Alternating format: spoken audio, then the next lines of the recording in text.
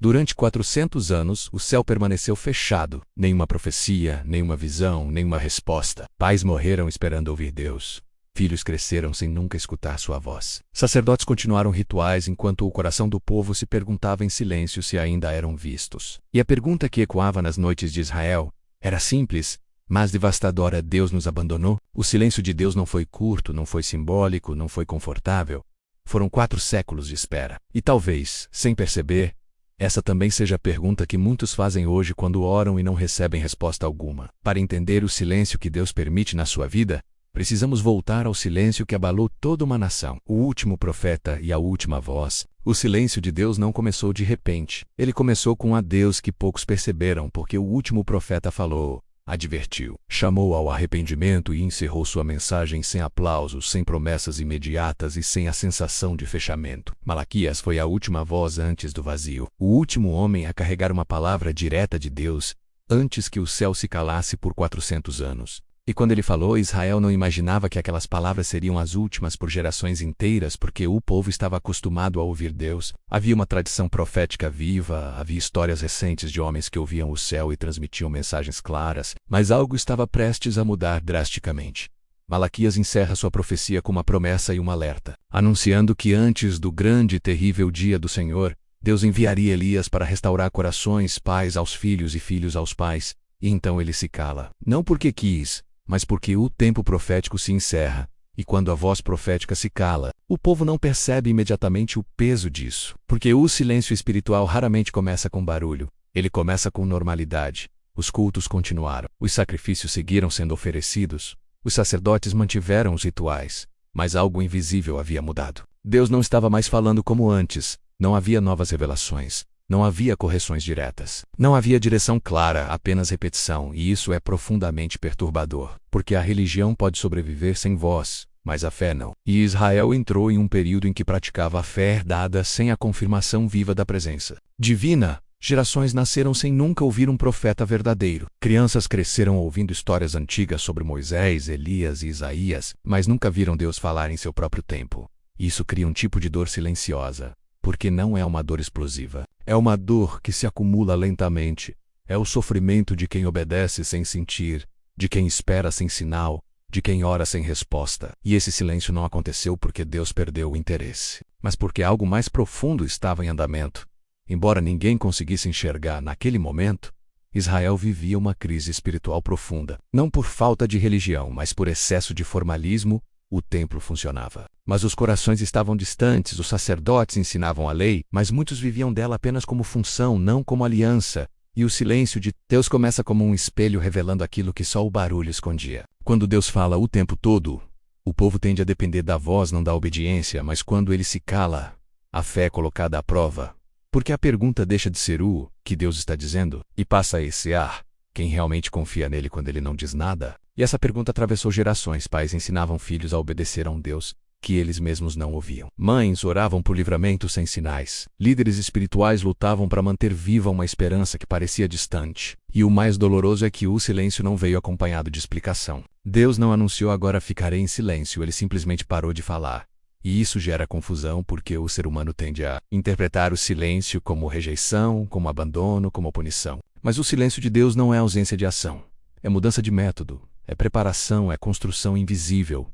E naquele período, Israel enfrentou domínio estrangeiro, humilhação política, perda de identidade, e tudo isso sem uma palavra direta do céu, o que tornava a dor ainda mais intensa, porque não havia sequer a confirmação de que Deus estava vendo. E isso cria uma tensão espiritual profunda, porque o povo continuava sendo o povo escolhido, mas se sentia esquecido, continuava tendo promessas, mas não via cumprimento, continuava orando, mas não recebia resposta.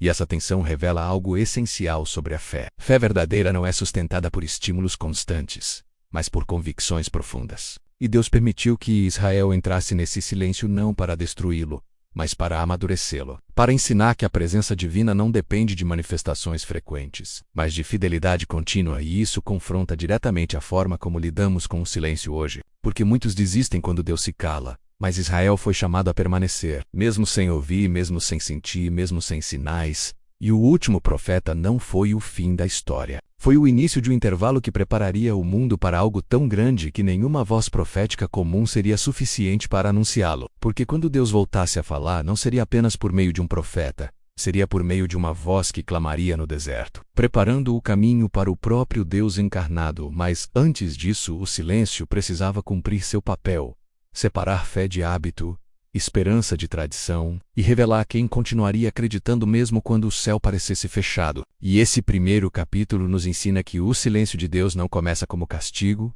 mas como transição, não como abandono, mas como preparação, e quem entende isso não abandona a fé quando Deus se cala, permanece porque sabe que o silêncio também faz parte da linguagem divina. Quando o céu Sergipe fechou sobre Israel, quando o céu se fechou sobre Israel, não houve trovões anunciando o silêncio, não houve sinais visíveis, indicando que algo extraordinário havia mudado. O que houve foi algo ainda mais perturbador, a sensação lenta e crescente de que Deus não estava mais respondendo. As orações continuavam sendo feitas, os sacrifícios continuavam sendo oferecidos, as festas religiosas continuavam sendo celebradas. Mas a resposta que antes vinha por meio dos profetas simplesmente não vinha mais, e isso criou um vazio espiritual que nenhuma estrutura religiosa conseguia preencher, porque Israel sempre foi um povo moldado pela voz de Deus. Desde o Sinai até os profetas, a identidade da nação estava profundamente ligada à ideia de um Deus que fala, que orienta, que corrige, que intervém, e de repente essa voz se cala. E quando Deus se cala, o povo começa a se perguntar, não apenas onde ele está, mas se ainda é ouvido, se ainda é visto, se ainda é lembrado. E esse tipo de silêncio é devastador porque não oferece parâmetros claros, não diz quando vai acabar, não explica o motivo. Não apresenta sinais de esperança imediata, apenas permanece, dia após dia, geração após geração. E isso cria um cenário onde a fé passa a ser exercida no escuro, sem confirmação externa, sem milagres visíveis, sem palavras novas, apenas com base em promessas antigas. E confiar em promessas antigas quando o presente é opressor,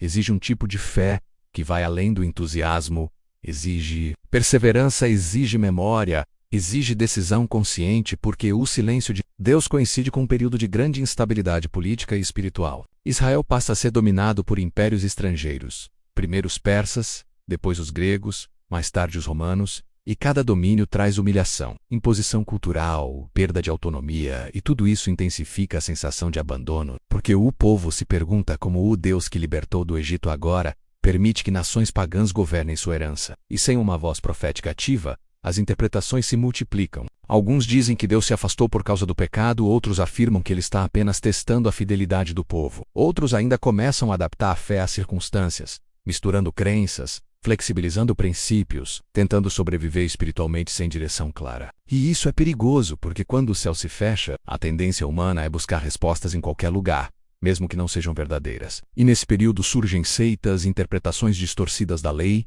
expectativas messiânicas exageradas ou equivocadas.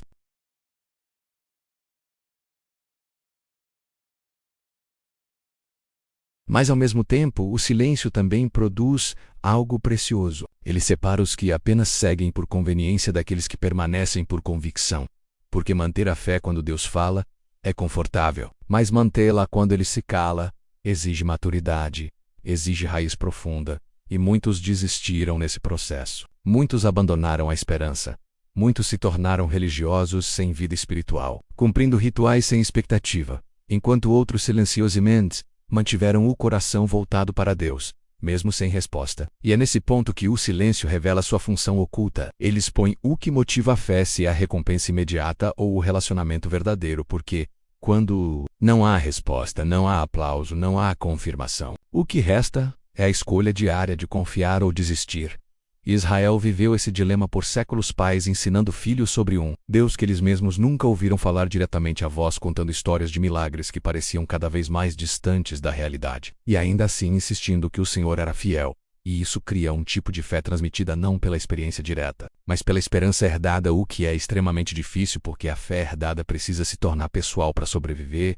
E muitos jovens daquele período questionavam se Deus ainda se importava, se as promessas ainda eram válidas, se o Messias realmente viria. E esse questionamento não é sinal de incredulidade, é sinal de dor, de espera prolongada, de cansaço espiritual, e o céu fechado intensifica esse cansaço, porque não há alívio emocional vindo de uma palavra profética, não há correção divina visível para os opressores, não há justiça imediata, apenas a sensação de que Deus está em silêncio enquanto o mundo continua avançando. E isso cria uma tensão profunda entre o que se crê e o que se vê, porque a realidade visível contradiz a promessa invisível e viver nessa tensão exige fé madura, não fé infantil. E Deus permite esse cenário porque está preparando algo que só poderia nascer, em um contexto assim, um povo cansado de formalismo, sedento por redenção verdadeira, desejoso não apenas de palavras, mas de presença, porque quando Deus volta a falar depois de 400 anos, Ele não envia apenas uma mensagem, Ele envia seu Filho, e isso só faz sentido porque o silêncio preparou o terreno. Se Deus tivesse continuado falando por profetas comuns, a chegada do Messias poderia ser apenas mais uma voz entre muitas. Mas o silêncio cria contraste, cria expectativa, cria sede, e quando a voz finalmente surge clamando no deserto, ela rompe não apenas o ar, mas séculos de espera acumulada. E isso nos ensina algo profundamente atual. O céu fechado não significa que Deus parou de agir. Significa que Ele está trabalhando de uma forma que ainda não conseguimos perceber. Porque enquanto Israel via apenas silêncio, Deus estava organizando o cenário histórico, alinhando impérios, preparando estradas romanas, estabelecendo uma língua comum, moldando o contexto perfeito para que o evangelho se espalhasse rapidamente quando fosse liberado, mas nada disso era visível para quem estava vivendo o silêncio, e esse é o ponto mais difícil: confiar em um Deus que trabalha nos bastidores enquanto aparenta estar ausente. E é exatamente isso que o silêncio de Israel nos ensina: que Deus não precisa falar o tempo todo para estar presente, que Ele não precisa se manifestar constantemente para estar no controle, e que o céu fechado não é sinônimo de abandono, mas de um processo que exige fé mais profunda, mais resistente, menos dependente de sinais. E quem atravessa esse silêncio sem desistir, descobre, no tempo certo, que Deus nunca deixou de ouvir, nunca deixou de ver, nunca deixou de cumprir. Apenas estava preparando algo maior do que qualquer geração poderia imaginar. E esse entendimento muda completamente a forma como interpretamos o silêncio em nossa própria vida, porque talvez o céu não esteja fechado, talvez esteja apenas em silêncio estratégico, preparando algo que só fará sentido quando a espera terminar. A fé que sobrevive sem respostas. Existe um tipo de fé que nasce do milagre, do testemunho visível da resposta rápida. Mas existe outro tipo de fé mais profunda, mais silenciosa e infinitamente mais resistente, que nasce quando não há resposta alguma, e foi exatamente esse tipo de fé que Israel precisou aprender a desenvolver durante os 400 anos em que Deus permaneceu em silêncio, porque quando o céu se fecha e nenhuma palavra vem, a fé deixa de ser reação e passa a ser decisão, deixa de ser emoção e passa a ser compromisso. E isso muda completamente a forma como o relacionamento com Deus é vivido. Antes, a fé de Israel era constantemente reforçada por intervenções divinas claras. O povo via profetas confrontando reis, via sinais, via livramentos, via palavras específicas para situações específicas, mas agora tudo isso desaparece. E o que sobra é apenas a memória das promessas e a escolha diária de continuar acreditando nelas, mesmo quando a realidade parece contradizê-las. E isso é profundamente desconfortável, porque o ser humano gosta de confirmação, gosta de sinais, gosta de sentir que está no caminho certo. Mas a fé que sobrevive sem respostas não se apoia em sensações, ela se apoia em convicções, e convicções só se formam quando são testadas, não quando são agradadas. Durante esse período, muitos israelitas continuaram obedecendo à lei, não porque sentiam algo especial ao fazê-lo, mas porque acreditavam que Deus continuava sendo digno de obediência mesmo em silêncio. E isso é um nível de maturidade espiritual que poucos alcançam, porque obedecer quando Deus fala é natural, mas obedecer quando Ele se cala exige caráter, exige fidelidade sem recompensa imediata, exige confiança sem retorno visível. E essa fé silenciosa moldou gerações inteiras. Pessoas que nunca ouviram um profeta verdadeiro, mas que decidiram permanecer fiéis mesmo assim. E isso nos revela algo essencial. Deus não está interessado apenas em pessoas que o seguem quando Ele se manifesta, mas em pessoas que permanecem quando Ele se esconde. Porque essa permanência revela amor verdadeiro, não interesse. E ao longo desses séculos, surgiram homens e mulheres que mantiveram a esperança viva dentro de casa, ensinando seus filhos sobre um Deus que eles mesmos nunca tinham ouvido falar diretamente, mas em quem acreditavam profundamente. E isso é impressionante, porque a fé deles não era sustentada por experiências pessoais grandiosas, mas por uma convicção transmitida, amadurecida e internalizada. E isso exige coragem, porque transmitir fé em tempos de silêncio é mais difícil do que em tempos de manifestação. Quando Deus se manifesta, a fé é contagiante, mas quando Ele se cala, a fé é desafiada, questionada, confrontada diariamente, e muitos perguntavam se ainda fazia sentido continuar esperando pelo Messias, se as promessas ainda eram válidas, se Deus ainda estava comprometido com seu povo. E essas perguntas não eram sinal de rebeldia, eram sinal de uma fé que lutava para sobreviver. E Deus não condena essa luta. Ele a permite porque é nela que a fé se aprofunda. Uma fé que nunca é testada, permanece superficial, dependente de estímulos, frágil diante da adversidade, mas a fé que atravessa o silêncio se torna sólida, resiliente, preparada para enfrentar qualquer cenário, e é exatamente essa fé que o silêncio de 400 anos produziu. Uma fé menos baseada em sinais externos e mais enraizada na fidelidade de Deus ao longo da história, porque quando não há resposta atual, o passado se torna âncora. As histórias de libertação, de alianças, de promessas cumpridas anteriormente passam a ser o combustível da esperança presente. E isso ensina algo poderoso. Lembrar-se do que Deus já fez é essencial quando ele parece não estar fazendo nada agora. E Israel aprendeu isso da forma mais dura, tendo que se apoiar constantemente na memória coletiva, na narrativa, transmitida de geração em geração, porque a fé que sobrevive sem respostas precisa ser alimentada pela lembrança, pela palavra escrita, pela comunhão, e não por experiências momentâneas. E isso cria um tipo de espiritualidade mais madura, menos dependente de emoções, mais comprometida com princípios, mas também mais vulnerável ao cansaço. Porque esperar cansa, confiar cansa, manter esperança sem sinais cansa, e muitos se cansaram, muitos desistiram, muitos se acomodaram em uma religiosidade mecânica, mantendo rituais sem expectativa, obedecendo sem paixão, e esse é um risco real do silêncio. Ele pode gerar maturidade ou apatia, tudo depende da postura do coração. Porque o silêncio não transforma automaticamente. Ele revela quem está disposto a continuar mesmo sem resposta, e quem apenas seguia enquanto era conveniente. E isso nos confronta diretamente hoje. Porque muitos dizem ter fé, mas abandonam o caminho quando Deus não responde como esperam, quando a oração não é atendida, quando o problema não é resolvido rapidamente. E o período de silêncio de Israel nos ensina que a fé verdadeira não é medida pela rapidez da resposta, mas pela constância da confiança. E isso é profundamente contracultural, porque vivemos em uma época de imediatismo, onde tudo precisa ser rápido, resolvido, confirmado, mas Deus trabalha em ritmos diferentes. Ritmos que muitas vezes exigem espera prolongada, silêncio, perseverança. E quem não aprende a confiar nesses momentos tende a interpretar o silêncio como rejeição, quando na verdade ele pode ser preparação, porque enquanto Deus não falava, ele estava formando um povo capaz de reconhecer algo muito maior do que uma simples profecia. Ele estava preparando corações para reconhecer o Messias não apenas como um libertador político, mas como o Salvador do mundo. E isso exigia uma fé mais profunda, menos condicionada a expectativas imediatas, mais aberta a um plano maior. E essa fé só poderia nascer em um contexto de silêncio, porque o barulho constante impede a reflexão, impede o amadurecimento, impede a profundidade, e o silêncio força o coração a se posicionar, a decidir se continua ou não, se confia ou não, se espera ou não, e essa decisão diária molda o caráter espiritual. E é por isso que a fé que sobrevive sem respostas é a fé que permanece quando tudo desmorona.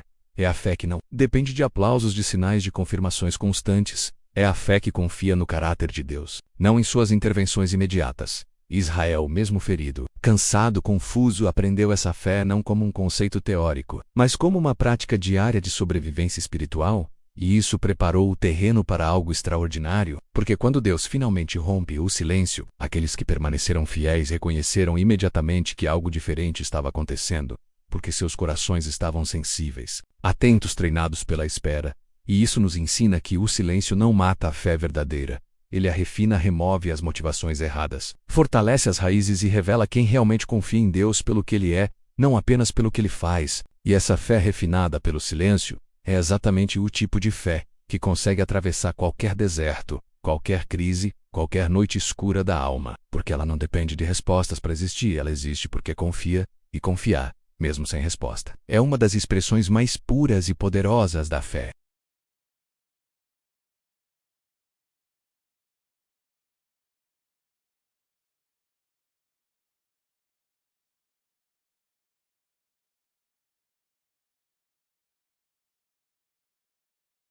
Porque não foi apenas uma geração que esperou, foram pais, filhos e netos, pessoas que nasceram, viveram e morreram, sem jamais ouvir uma nova palavra vinda do céu.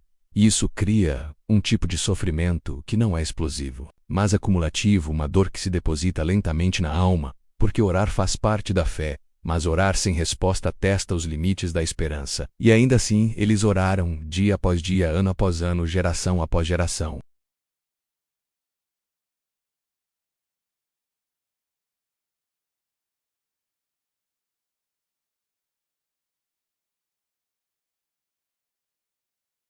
Porque vivemos em uma época em que a ausência de resposta é rapidamente interpretada como falha, rejeição ou indiferença, mas para Israel, a oração sem resposta se tornou um ato de resistência espiritual, uma forma de declarar que a fé não dependia do retorno imediato, e isso moldou uma espiritualidade silenciosa, profunda e resiliente. Pais ensinavam seus filhos a orar usando palavras que eles mesmos nunca tinham ouvido ser respondidas diretamente. Mães contavam histórias de um Deus que falava com Moisés, com Davi, com Elias, mesmo nunca tendo ouvido essa voz em seu próprio tempo.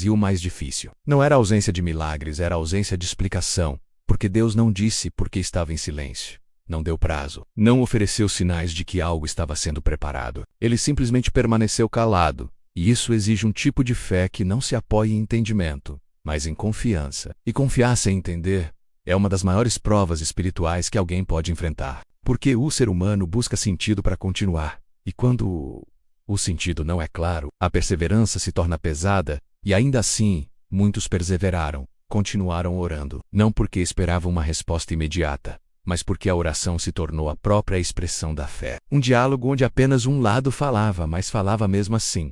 E isso revela algo profundo. A oração não existe apenas para obter respostas, ela existe para manter o relacionamento vivo, e Israel aprendeu isso da forma mais difícil, mantendo um relacionamento com um Deus silencioso, e isso é extremamente desafiador. Porque um relacionamento unilateral tende a esfriar, a se tornar mecânico, a perder emoção. E muitos, de fato, se tornaram religiosos sem intimidade, repetindo palavras, cumprindo rituais, mas com o coração distante. E isso também faz parte da história, porque o silêncio não produz apenas perseverança. Ele também revela desgaste, revela cansaço, revela corações que continuam por obrigação, não por amor. E Deus permite que isso venha à tona, porque Ele não se satisfaz com religiosidade vazia. Mas ao mesmo tempo, no meio dessa massa cansada, existiam pequenos núcleos de fé viva, pessoas simples, famílias inteiras que continuavam orando com sinceridade mesmo sem ouvir nada em troca, e essas pessoas não se destacavam publicamente, não eram líderes famosos, não tinham visões ou revelações, mas carregavam algo precioso, uma esperança silenciosa, uma confiança que não precisava de palco. E essa fé silenciosa atravessou gerações, passando de pais para filhos como um tesouro invisível. E isso é poderoso, porque mostra que Deus não depende de grandes manifestações para preservar sua obra. Ele pode sustentar a fé por meio de pessoas comuns que simplesmente decidem continuar. Mesmo cansadas, mesmo confusas, mesmo feridas, e isso nos confronta profundamente. Porque muitas vezes queremos ser a geração que vê a resposta, que vive o cumprimento, que experimenta o milagre, mas esquecemos que há gerações cuja missão é apenas manter a chama acesa, mesmo sem ver o fogo crescer. E essas gerações são tão importantes quanto aquelas que veem o cumprimento, porque sem elas a promessa se perderia. Israel teve muitas dessas gerações invisíveis, que não aparecem com destaque nos textos bíblicos, mas que foram essenciais para que a fé não morresse durante o silêncio. E orar sem ouvir nada não é sinal de fraqueza, é sinal de perseverança, porque desistir seria mais fácil. Abandonar seria mais confortável, mas continuar orando é um ato de fé ativa, não passiva. É declarar que Deus é digno mesmo quando não responde. E isso refina o coração, porque remove a expectativa egoísta e fortalece a confiança no caráter de Deus. E ao longo desses séculos, essas orações silenciosas se acumularam, não como palavras perdidas no ar, mas como sementes plantadas em um solo invisível. E quando o silêncio finalmente começou a se romper, quando João Batista surge no deserto clamando, essas orações encontram eco, porque Deus não responde apenas a uma geração. Ele responde a um clamor acumulado, a uma espera coletiva, a uma fidelidade prolongada. E isso muda completamente a forma como vemos a oração, porque muitas vezes achamos que nossas orações não são ouvidas porque não são respondidas imediatamente. Mas a história de Israel mostra que orações podem atravessar gerações antes de serem plenamente respondidas, e isso não as torna menos válidas. Pelo contrário, as torna parte de algo maior, de um plano que ultrapassa a vida individual. E isso é difícil de aceitar, porque queremos respostas dentro do nosso tempo, da nossa vida, do nosso controle, mas Deus trabalha em escalas maiores e confiar nisso exige humildade, exige entrega, exige fé madura. E essas gerações que oraram sem ouvir nada, nos ensinam que a fidelidade não é medida pela quantidade de respostas, mas pela constância da devoção, porque orar sem resposta é escolher confiar no escuro. É continuar falando com Deus mesmo quando Ele parece distante, é manter o coração aberto mesmo quando o céu parece fechado. E essa escolha molda uma fé que não se quebra facilmente, uma fé que não depende de circunstâncias, uma fé que atravessa séculos. E graças a essa fé silenciosa, quando Deus finalmente voltou a falar, havia corações preparados para ouvir. Havia gente que reconhecia a voz não porque a ouvia frequentemente, mas porque a esperava há muito tempo, e isso nos ensina que talvez algumas das nossas orações não sejam respondidas apenas para nós, mas para algo maior, algo que vai além da nossa própria história. E entender isso não elimina a dor da espera, mas dá sentido a ela. Porque orar sem ouvir nada não é orar em vão, é orar com esperança, mesmo quando a resposta ainda não chegou. O silêncio que testou sacerdotes, pais e filhos,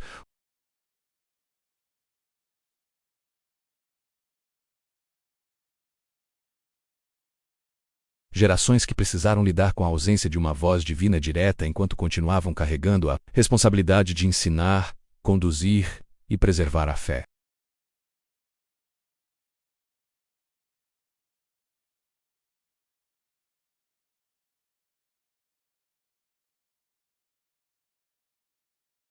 E fazer tudo isso sem ouvir Deus diretamente é uma carga pesada, porque o sacerdote não apenas executa rituais, ele deveria ser ponte entre o céu e a terra.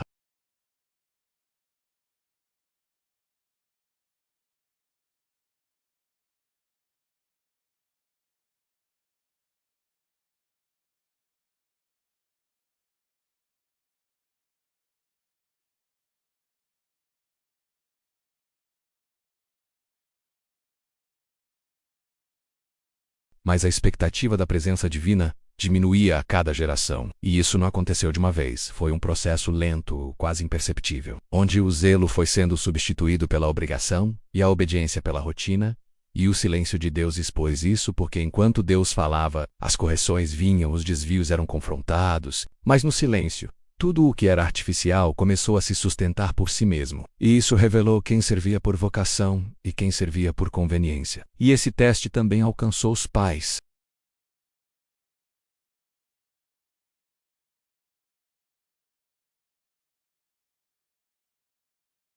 Mas como vivem e explicar a fidelidade de Deus enquanto se vive sob opressão e sem respostas exige autenticidade, porque qualquer contradição é percebida. E muitos pais se perguntavam como convencer seus filhos a confiar em um Deus que parecia distante. Como transmitir esperança quando eles mesmos estavam cansados de esperar.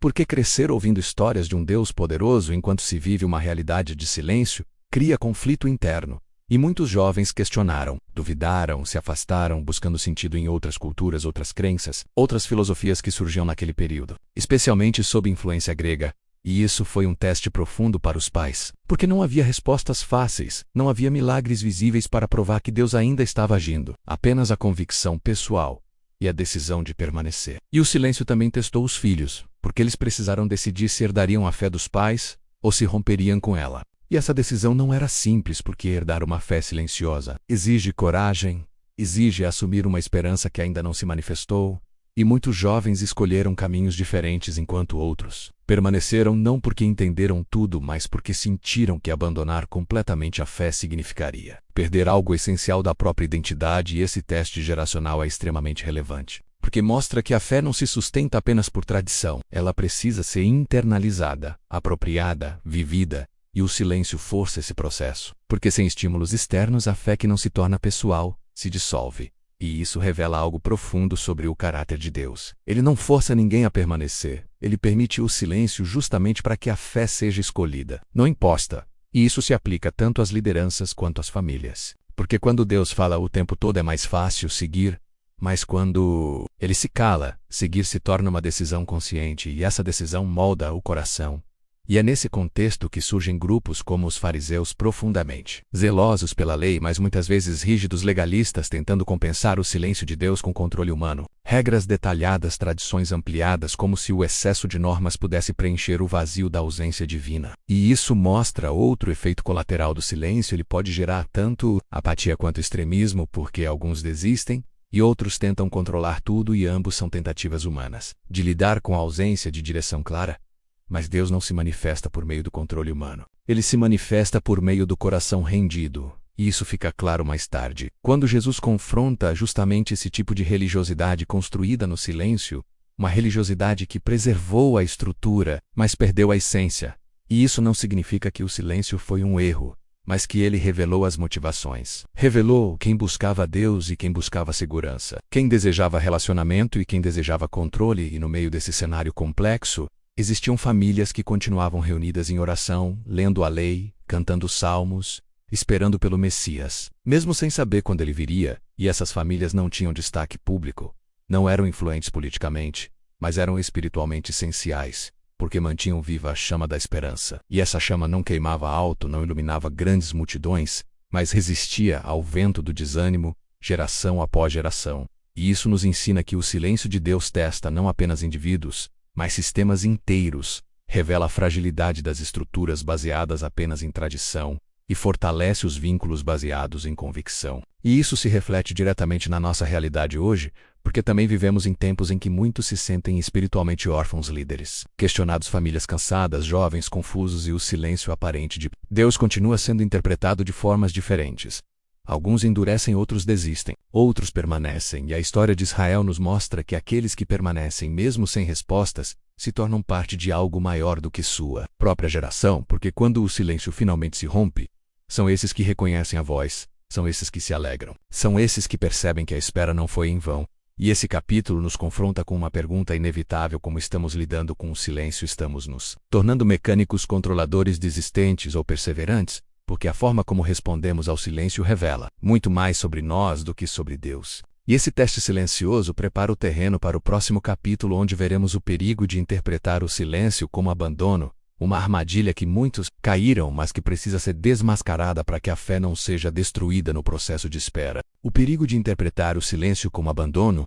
Poucas interpretações são tão perigosas para a fé quanto confundir o silêncio de Deus com abandono. Porque quando essa ideia se instala no coração, ela corrói lentamente a esperança, distorce a percepção da realidade espiritual e leva a decisões que parecem lógicas no momento, mas que produzem consequências profundas ao longo do tempo. E foi exatamente essa armadilha que muitos em Israel enfrentaram durante os 400 anos de silêncio, porque a ausência de respostas claras começou a ser interpretada não como um mistério, mas como rejeição, não como um processo, mas como um fim. E essa interpretação nasce da dor acumulada, da espera prolongada, do cansaço emocional de quem ora e não vê mudança.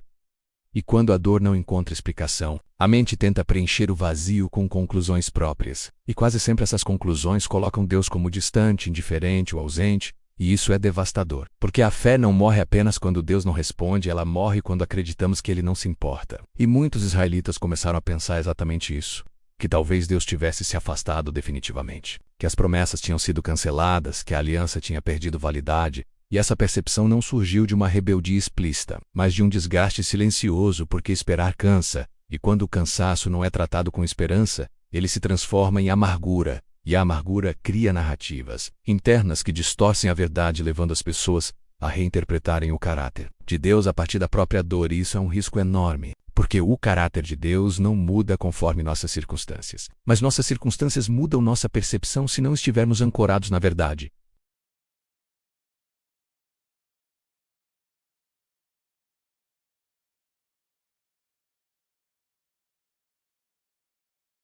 Tentando preencher o vazio deixado pelo silêncio divino, e tudo isso nasce da mesma raiz, a ideia de que Deus não estava mais presente. E quando acreditamos nisso, sentimos a necessidade de assumir o controle, de encontrar soluções humanas para problemas espirituais, de substituir a confiança pela estratégia. Isso cria uma espiritualidade funcional, mais vazia, que mantém a aparência de fé, mas perde a dependência real de Deus. E essa foi uma das maiores consequências do silêncio mal interpretado, porque o povo continuava religioso, mas menos confiante, e continuava praticando rituais, mas com menos expectativa continuava falando de Deus, mas com menos intimidade, e isso revela que o silêncio não é neutro. Ele pode aprofundar a fé ou enfraquecê-la. Tudo depende da interpretação.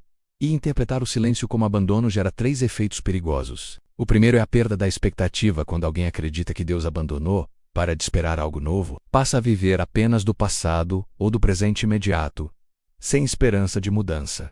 E isso paralisa espiritualmente. O segundo efeito é a autossuficiência. Porque se Deus não está agindo, alguém precisa agir. E assim o ser humano assume o lugar que não lhe pertence, tentando controlar resultados, manipular circunstâncias, forçar caminhos. E o terceiro efeito é o esfriamento do amor. Porque ninguém consegue amar alguém que acredita estar ausente ou indiferente. E assim a fé se torna apenas um sistema moral, não um relacionamento vivo. E esses 3 efeitos apareceram claramente em Israel, especialmente nas lideranças religiosas que passaram a valorizar mais a manutenção da ordem do que a expectativa da intervenção divina, mais o controle do comportamento do que a transformação do coração, e isso cria um ambiente onde Deus ainda é mencionado, mas raramente esperado. E esse é um dos estados espirituais mais perigosos, porque mantém a pessoa próxima da fé, mas distante de Deus. E o silêncio permitiu que isso viesse à tona.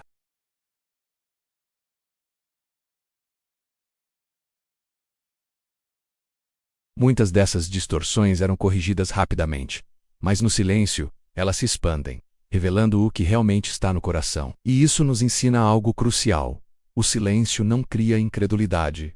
Ele revela o que já estava sendo construído internamente. E por isso interpreta-lo corretamente é vital. Porque a mesma ausência de resposta que levou alguns a desistirem, levou outros a se aprofundarem. Alguns se afastaram, outros se aproximaram, alguns endureceram, outros se quebrantaram.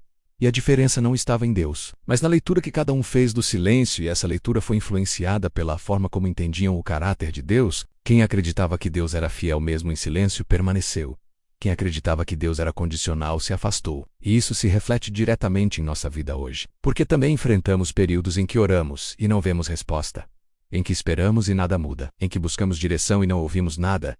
E nesses momentos a tentação de interpretar o silêncio como abandono é enorme, especialmente quando comparamos nossa história com a de outros que parecem viver respostas constantes, mas essa comparação é injusta e perigosa porque cada processo é único e Deus não trabalha em todos os ritmos da mesma forma, e interpretar o silêncio como abandono nos leva a decisões precipitadas, a abandonar práticas espirituais, a relativizar valores, a negociar convicções, tudo porque acreditamos que Deus já não está envolvido. E essa é uma das maiores mentiras que o silêncio pode gerar, se não for tratado corretamente, porque Deus pode estar em silêncio e ainda assim, profundamente envolvido. Ele pode não estar falando, mas ainda está vendo, ainda está ouvindo, ainda está conduzindo.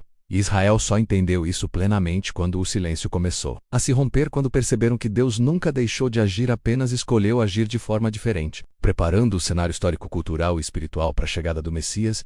E isso muda completamente a narrativa, porque o que abandono era preparação, o que parecia distância era estratégia, o que parecia esquecimento era fidelidade trabalhando em outra dimensão. E isso não torna a espera fácil, não minimiza a dor, não apaga o cansaço, mas dá sentido. E sentido é essencial para suportar a espera. Porque quando sabemos que há propósito, conseguimos permanecer, mesmo sem resposta. E esse capítulo nos confronta com uma pergunta essencial: como estamos interpretando o silêncio em nossa própria vida?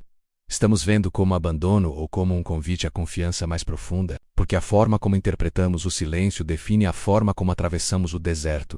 E Israel nos ensina, por meio de seus erros e acertos, que interpretar mal o silêncio pode nos afastar de Deus mesmo estando dentro da religião. Mas interpretá-lo com fé pode nos preparar para reconhecer a maior manifestação divina quando ela finalmente acontece. E é exatamente isso que veremos a seguir. Quando começarmos a entender o que Deus estava fazendo enquanto não falava, porque o silêncio nunca foi vazio, ele sempre esteve cheio de propósito, mesmo quando ninguém conseguia enxergar o que Deus estava fazendo enquanto não falava. Enquanto Israel ouvia apenas o eco do próprio clamor, Deus estava em pleno movimento, mesmo que invisível aos olhos humanos, porque o silêncio de Deus nunca foi sinônimo de inatividade. Foi apenas a ausência de comunicação direta, não a ausência de ação. E essa é uma das verdades mais difíceis de aceitar quando se vive um tempo de espera, porque tendemos a medir a ação de Deus pela quantidade de sinais que percebemos. Mas Deus não limita sua atuação àquilo que conseguimos enxergar. E durante os 400 anos de silêncio, ele estava trabalhando em níveis que ultrapassavam completamente a percepção imediata do povo. Deus estava preparando o cenário histórico, alinhando eventos políticos, estruturando caminhos culturais e sociais que tornariam possível algo que nunca havia acontecido antes, a entrada do próprio Deus na história humana. E isso exigia um nível de organização que não poderia ser anunciado por palavras simples, porque se Deus tivesse revelado tudo antecipadamente, o povo não entenderia, não suportaria, não compreenderia a profundidade do plano. Então ele trabalhou em silêncio, nos bastidores da história, movendo impérios, permitindo ascensões e quedas, moldando contextos que mais tarde fariam sentido, mas que naquele momento pareciam apenas caos e opressão, e isso revela um aspecto essencial do caráter de Deus. Ele não trabalha apenas para resolver o problema imediato, ele trabalha para cumprir um propósito eterno. E muitas vezes o propósito eterno exige um processo longo, silencioso e doloroso, e isso é difícil de aceitar, porque queremos respostas rápidas, soluções pontuais, alívio imediato. Mas Deus pensa em gerações, não apenas em indivíduos. Ele pensa em redenção global, não apenas em conforto local, e durante esse período, ele permitiu que o mundo fosse unificado sob impérios que facilitariam a disseminação futura da mensagem do Evangelho, permitiu que uma língua comum se espalhasse, permitiu que estradas fossem construídas, que sistemas de comunicação se estabelecessem, tudo isso. Enquanto Israel acreditava que estava esquecido, e essa é a ironia do silêncio. Enquanto o povo se perguntava se Deus ainda se importava, ele estava preparando a maior intervenção da história, porque quando Jesus viesse, o mundo estaria pronto para ouvi-lo. E isso não poderia acontecer em um contexto fragmentado, tribal, isolado como era o mundo anterior. Então Deus usou até mesmo impérios pagãos para cumprir seu propósito, não porque aprovasse tudo o que faziam, mas porque é soberano o suficiente para usar até o que é imperfeito para alcançar seus fins perfeitos. E isso nos confronta profundamente, porque muitas vezes julgamos a ação de Deus apenas pelo que ele faz, diretamente em nossa vida pessoal, mas ele pode estar agindo em esferas que não percebemos, preparando encontros, alinhando circunstâncias, moldando contextos que só farão sentido mais tarde. E durante o silêncio, Deus também estava trabalhando internamente no coração do seu povo, depurando expectativas erradas, desmontando imagens distorcidas do Messias, porque muitos esperavam um libertador político imediato, um rei guerreiro que expulsaria os romanos. Mas o plano de Deus era muito mais profundo, um salvador que libertaria da raiz do problema, o pecado. E isso exigia uma mudança de mentalidade, uma desconstrução de expectativas. E o silêncio ajudou nisso, porque sem novas revelações proféticas, o povo foi forçado a revisitar as Escrituras, a refletir, a reinterpretar promessas antigas, e isso preparou o terreno para que alguns reconhecessem o verdadeiro significado da vinda do Messias, quando ele finalmente chegasse. E ao mesmo tempo, o silêncio revelou quem estava disposto a aceitar um plano maior e quem queria apenas uma solução imediata. E isso é fundamental, porque o Messias não seria reconhecido por todos, apenas por aqueles cujos corações foram preparados pela espera. E essa preparação não foi feita por discursos, mas por ausência deles, por reflexão, por amadurecimento, por frustração, por cansaço, por perguntas sem resposta. Tudo isso moldou um tipo de coração capaz de reconhecer algo novo quando surgisse. E isso nos ensina que o silêncio não é tempo perdido. É tempo de preparação invisível, e muitas vezes o que Deus está fazendo enquanto não fala é mais importante do que aquilo que ele fará quando falar, porque o que ele faz em silêncio prepara o terreno para que a revelação seja compreendida. E se a revelação viesse antes do tempo, seria rejeitada, incompreendida ou distorcida. E isso explica por que Deus não se apressa, porque ele não está interessado apenas em agir, mas em ser compreendido, em ser recebido, em ser reconhecido. E isso exige preparo. E o preparo muitas vezes acontece no silêncio, e essa verdade é profundamente desconfortável, porque significa que o tempo de espera não é um atraso, é parte do plano, e aceitar isso exige humildade, exige abrir mão do controle, exige confiar que Deus vê o quadro completo enquanto nós vemos apenas um fragmento. Israel só conseguiu entender isso plenamente depois, olhando para trás, percebendo que nada foi aleatório, que o silêncio coincidiu com exatamente o período necessário para que o mundo estivesse pronto para receber Jesus. Isso nos dá uma lente diferente para interpretar nossas próprias experiências de silêncio, porque talvez enquanto acreditamos que nada está acontecendo, Deus esteja preparando algo que só fará sentido mais tarde, algo que exigirá maturidade, estrutura, contexto, e que não poderia acontecer agora sem causar mais confusão do que clareza. E isso não torna a espera menos dolorosa, mas torna a dor mais suportável, porque saber que a propósito muda a forma como suportamos o processo, e o silêncio deixa de ser vazio e passa a ser gestação, deixa de ser abandono e passa a ser construção, deixa de ser ausência e passa a ser estratégia, e esse capítulo nos convida a mudar a pergunta, em vez de perguntar por que Deus não está falando. Talvez devêssemos perguntar o que Deus está preparando enquanto não fala, porque essa mudança de perspectiva transforma completamente a experiência do silêncio e prepara nosso coração para reconhecer a voz quando ela finalmente se manifestar, assim como aconteceu com Israel, que depois de séculos de silêncio, ouviria uma voz clamando no deserto, anunciando que o tempo havia se cumprido e que tudo o que foi preparado em silêncio estava prestes a ser revelado. A esperança que não morreu no escuro mesmo quando tudo parecia silencioso demais para continuar acreditando.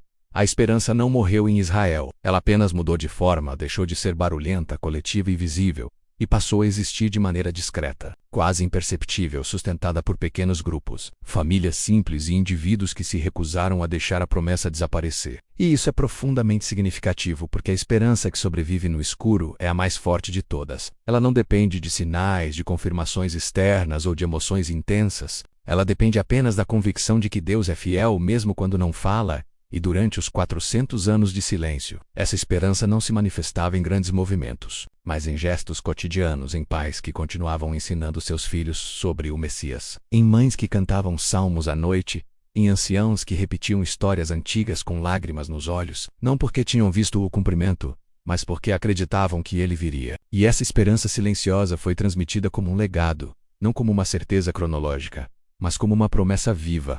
Algo que ainda não tinha data, mas tinha valor, e isso é essencial, porque quando a esperança se ancora em datas, ela morre com o atraso, mas quando se ancora no caráter de Deus,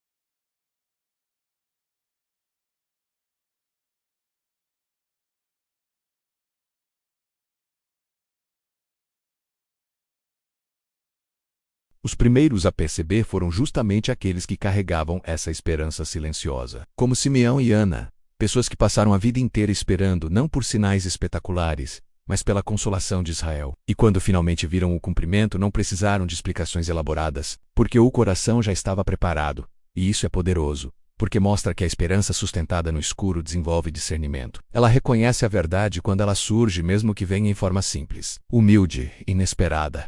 E durante o silêncio, Deus estava formando um povo capaz de reconhecer um Messias que não viria com pompa, mas com humildade, não em palácios, mas em uma manjedoura. E isso só seria possível porque a esperança foi purificada pela espera. E isso nos confronta diretamente porque muitas vezes nossa esperança está ligada a um formato específico de resposta, a uma expectativa rígida. E quando Deus não responde daquela forma, achamos que a promessa falhou, mas a história de Israel mostra que a promessa nunca falhou, apenas se cumpriu de forma diferente do que muitos imaginavam. E aqueles que mantiveram a esperança no escuro foram os únicos capazes de reconhecer o cumprimento, porque não estavam presos a um molde, estavam abertos à realidade de Deus. E isso nos ensina que a esperança verdadeira não exige controle, ela exige entrega. Ela não exige compreensão total, ela exige confiança. E essa confiança foi cultivada no silêncio, não no barulho. E isso é um paradoxo poderoso porque normalmente associamos esperança à expectativa ativa, à ansiedade pelo futuro. Mas aqui vemos uma esperança serena, paciente e resiliente que atravessa gerações sem se desgastar. E essa esperança não grita, ela sussurra, não se impõe, ela espera. E isso é profundamente transformador, porque mostra que a fé não precisa ser espetacular para ser verdadeira.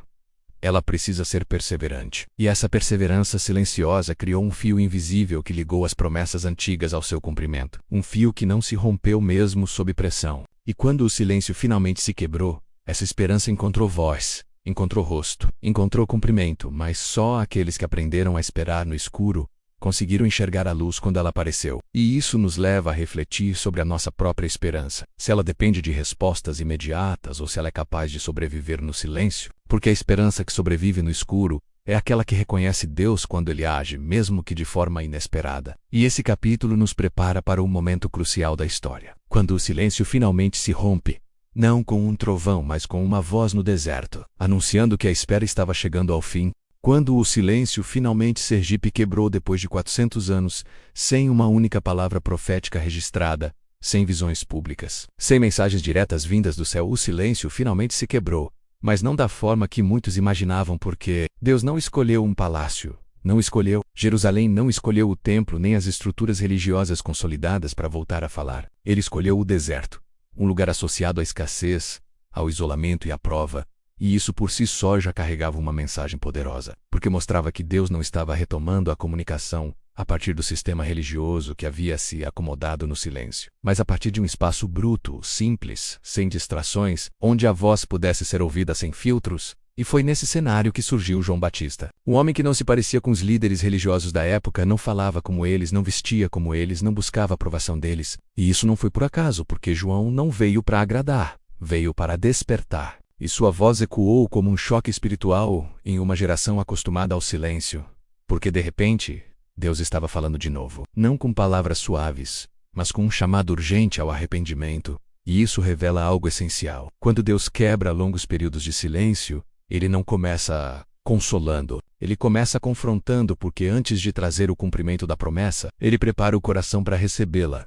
E João Batista não apareceu oferecendo respostas confortáveis, mas fazendo perguntas desconfortáveis, chamando o povo a examinar a própria vida, a própria fé e a própria postura diante de Deus, e isso causou impacto imediato porque, depois de tanto tempo sem ouvir nada, qualquer voz que se apresentasse como vinda de Deus chamaria atenção. Mas a diferença é que João não falava de si mesmo.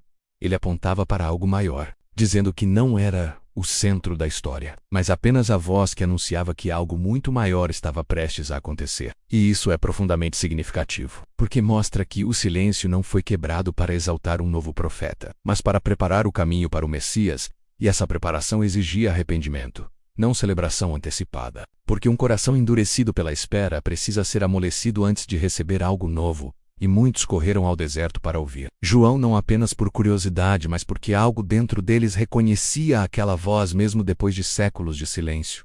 Porque quem esperou, de verdade, reconhece o som da promessa quando ela começa a se cumprir, e isso criou uma divisão clara. Alguns ouviram João e se quebrantaram, outros ouviram e se ofenderam, especialmente líderes religiosos que se sentiam ameaçados porque a voz de Deus expõe, confronta, desinstala. E quem construiu segurança no silêncio não queria perder o controle, e isso mostra que o silêncio havia criado estruturas rígidas que agora precisavam ser abaladas. E João foi o instrumento desse abalo, chamando o povo de volta.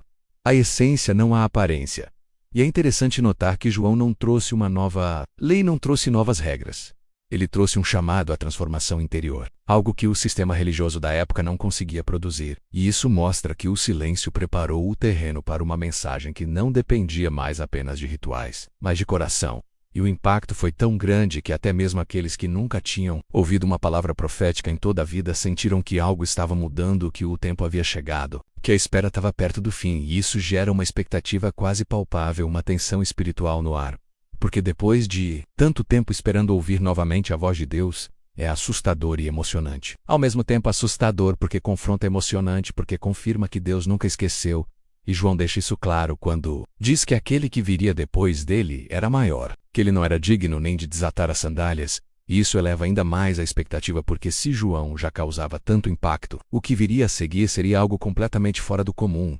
E assim, o silêncio não foi quebrado com um espetáculo, mas com uma convocação, não com respostas prontas, mas com um chamado à mudança, porque Deus sabia que antes de revelar seu maior presente, precisava preparar o coração do povo. E isso nos ensina algo profundo. Quando Deus decide falar depois de um longo silêncio, Ele não faz isso para satisfazer curiosidade. Ele faz para transformar vidas. E essa transformação começa com arrependimento, com reconhecimento da própria limitação, com abertura para algo novo.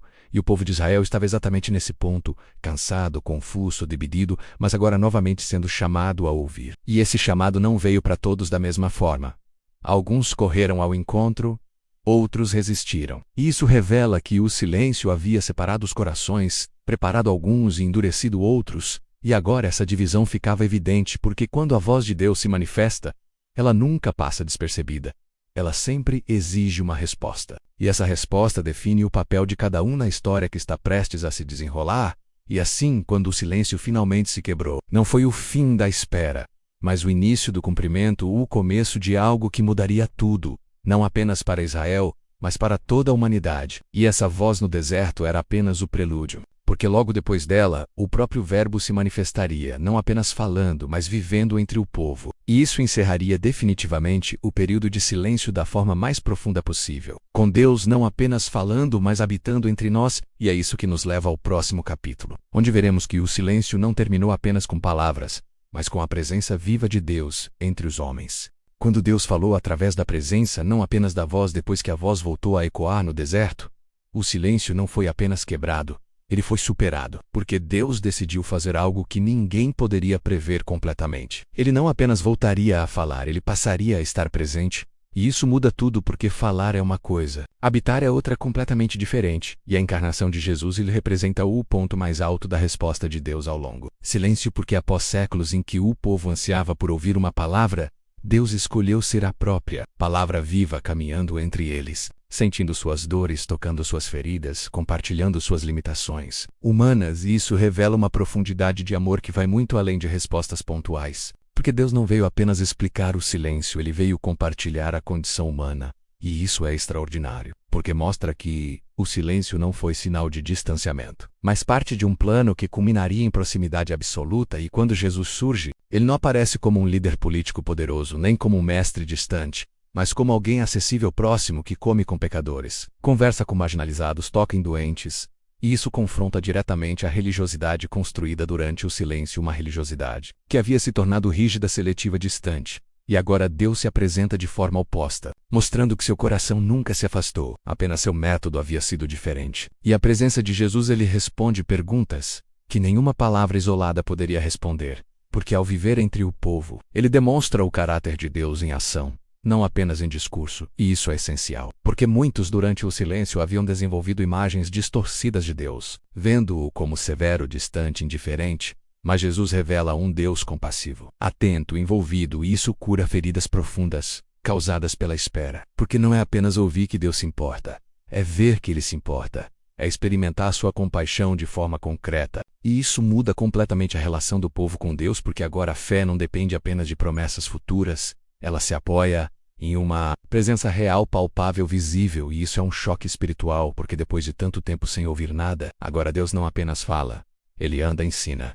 Chora, se alegra, sofre. E isso revela que o silêncio não foi um período de frieza, mas de preparação para algo infinitamente mais profundo. Porque se Deus tivesse falado continuamente, talvez o impacto da encarnação não fosse compreendido. Talvez o povo não estivesse preparado para reconhecer a profundidade desse gesto, mas o silêncio criou uma fome, uma carência, uma expectativa que agora é preenchida de forma surpreendente. E essa presença viva também expõe quem realmente esperava, porque muitos ouviram Jesus, mas poucos o reconheceram como o cumprimento das promessas. E isso revela que esperar não é suficiente. É preciso estar disposto a aceitar a forma como Deus escolhe cumprir. E muitos estavam presos a expectativas rígidas, esperando um Messias que se encaixasse em seus desejos, não no plano de Deus, e por isso rejeitaram a presença que estava diante deles. E isso mostra que o silêncio não garante entendimento automático, ele apenas prepara o terreno, mas a resposta final ainda exige humildade. E Jesus confronta exatamente isso, chamando o povo a um relacionamento baseado em amor, não em mérito, em graça, não em desempenho. E isso desconstrói a lógica religiosa construída no silêncio. Uma lógica que tentava compensar a ausência de Deus com regras. Mas agora Deus está presente e oferece relacionamento. E isso é profundamente libertador e ao mesmo tempo ameaçador, porque exige rendição, exige abrir mão do controle, exige confiar novamente, e muitos não estavam dispostos a isso. porque o silêncio havia ensinado a se virar sozinho, a depender de estruturas humanas, e agora Deus pede dependência novamente, e isso é difícil para quem aprendeu a sobreviver sem ouvir. E essa tensão acompanha todo o ministério de Jesus. Porque ele não apenas revela Deus, ele revela o coração humano, mostrando quem realmente deseja Deus e quem deseja apenas os benefícios, e isso é um espelho desconfortável porque expõe motivações, expectativas e feridas não resolvidas, e ainda assim, para aqueles que se permitem aproximar, a presença de Jesus traz cura, restauração, sentido, resposta não apenas para perguntas teológicas, mas para dores existenciais profundas, aquelas causadas pelo silêncio, pela espera, pela frustração. E isso mostra que a resposta de Deus ao silêncio não foi apenas informativa, foi relacional. Ele não veio apenas dizer, eu não esqueci. Ele veio mostrar, eu estou aqui, e isso encerra definitivamente a ideia de abandono, porque Deus escolheu estar presente de forma irreversível, entrando na história humana, compartilhando suas dores. E isso redefine completamente a fé, porque agora a fé não se baseia apenas em promessas futuras, mas em um Deus que se fez próximo. E isso prepara o terreno para o clímax da história, onde veremos que mesmo essa presença não elimina completamente o silêncio, mas o transforma, porque até mesmo Jesus experimentaria o silêncio, mostrando que ele não é a ausência de Deus, mas parte do caminho de redenção. E é isso que nos levará ao próximo capítulo, onde o silêncio atinge seu ponto mais profundo e mais revelador. Quando o silêncio voltou na cruz, quando parecia que o silêncio tinha sido definitivamente vencido pela presença viva de Deus entre os homens, ele retorna de forma ainda mais profunda, mais dolorosa e mais desconcertante, porque agora não é o povo que sente que Deus não fala, é o próprio Filho que experimenta o silêncio do Pai. E isso acontece no momento mais escuro da história, quando Jesus está pendurado na cruz, ferido, humilhado, rejeitado, carregando não apenas a dor física, mas o peso espiritual de toda a humanidade. E ali, no auge do sofrimento, ele clama com uma pergunta que ecoa através dos séculos: Deus meu, por que me abandonaste? E esse grito não é teatral, não é simbólico, é real, é visceral. É a expressão de alguém que sente o céu fechado.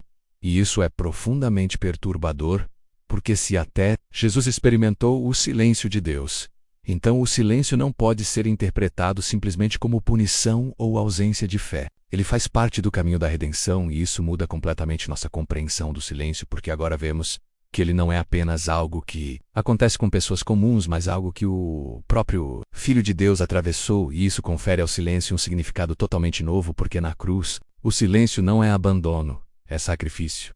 É o momento em que Deus se cala para que a obra seja concluída.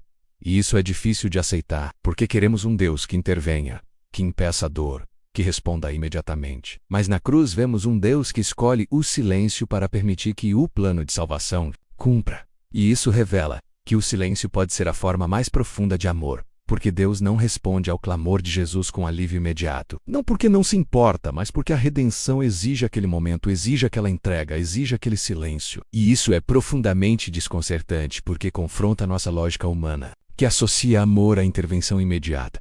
Mas o amor de Deus vai além.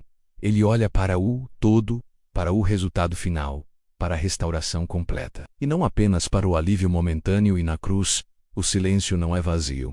Ele está carregado de significado, porque enquanto o céu parece calado, a maior obra da história está sendo realizada. O pecado está sendo derrotado, a separação está sendo vencida, a reconciliação está sendo preparada, e isso acontece sem palavras, sem explicações, apenas com entrega, e isso nos ensina algo profundamente transformador às vezes. Deus está mais presente do que nunca, justamente quando sentimos mais silêncio, porque a presença de Deus não se mede pela quantidade de palavras, mas pela profundidade do propósito. E Jesus, mesmo sentindo o silêncio, não abandona o caminho, não desce da cruz, não desiste. Ele confia, mesmo sem ouvir. E isso é fé, em seu estado mais puro. Fé sem recompensa imediata. Fé sem resposta. Fé sustentada apenas pela confiança no caráter do Pai. E isso redefine completamente o que significa confiar em Deus, porque se confiamos apenas quando ouvimos, nossa fé é condicional, mas Jesus confia mesmo quando o céu se cala. E isso abre um novo caminho para todos nós. Porque agora o silêncio não é mais um território desconhecido. Ele foi atravessado por Cristo.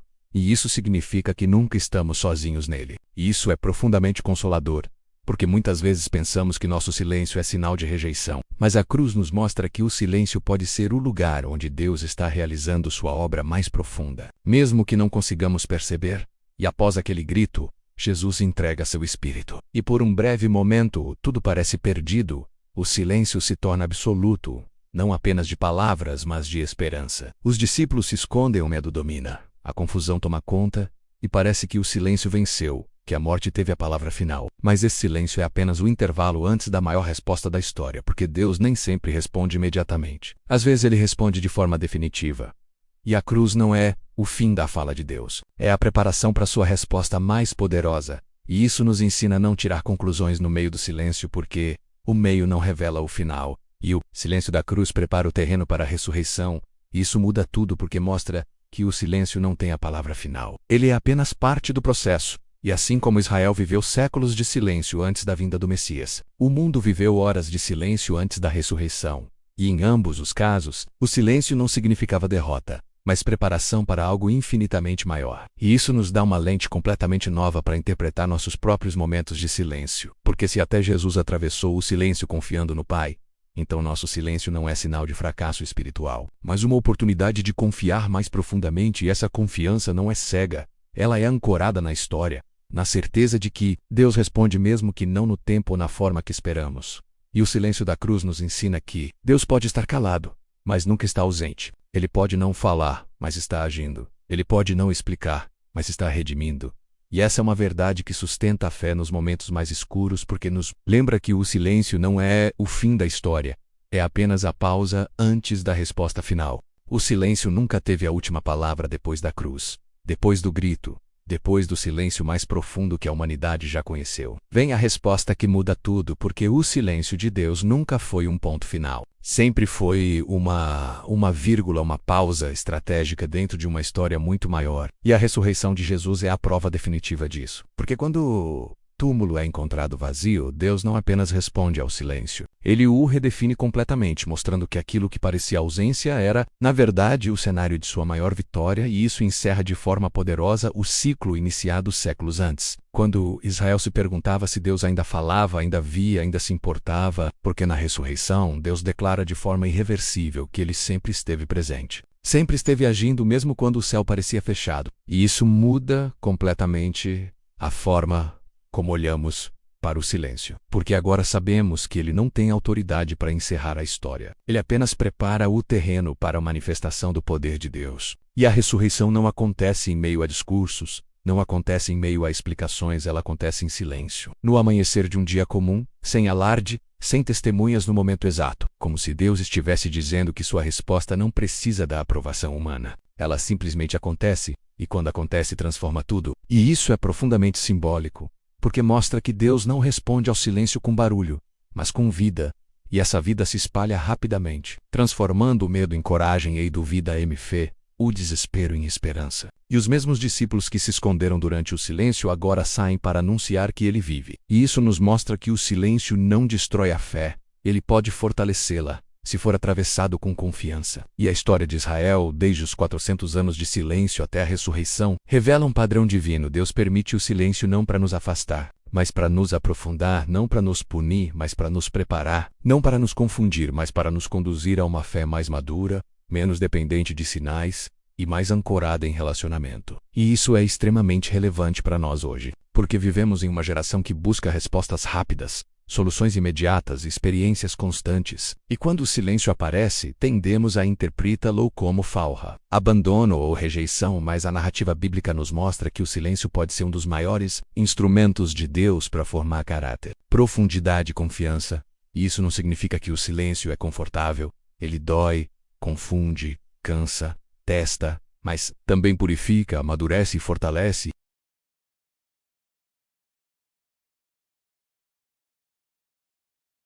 Não baseada apenas no que ele faz, mas em quem ele é. E essa compreensão sustenta a fé mesmo quando as circunstâncias não mudam imediatamente.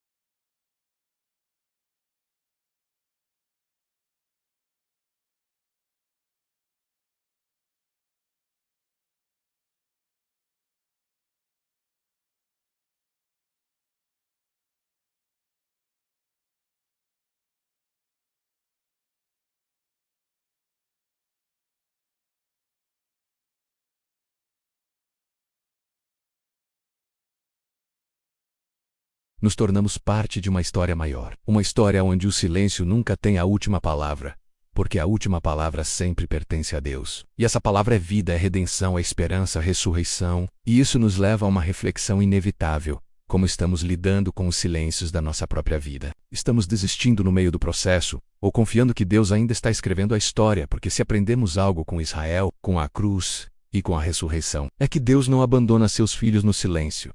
Ele os conduz através dele até que sua resposta se manifeste de forma plena. E essa certeza é o que nos permite continuar mesmo quando não ouvimos nada, porque sabemos que o silêncio nunca será o fim, ele sempre será o caminho para algo maior.